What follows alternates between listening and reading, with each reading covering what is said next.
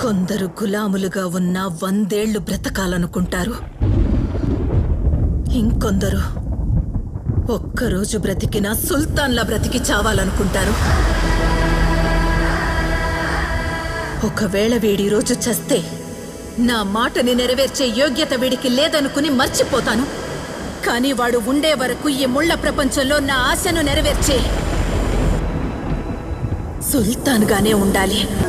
చివరికి వాడు చావబోయే రోజొచ్చినా వాడి పాడె మోసే పని కూడా ఎవ్వరికీ దొరకదు. ఎందుకంటే సమాధి దాకా వాడి సొంత అడుగులే ఉంటాయి. అమ్మా, నీకు ప్రపంచంలో ఉన్న బంగారం అంతా తెచ్చిస్తానమ్మా.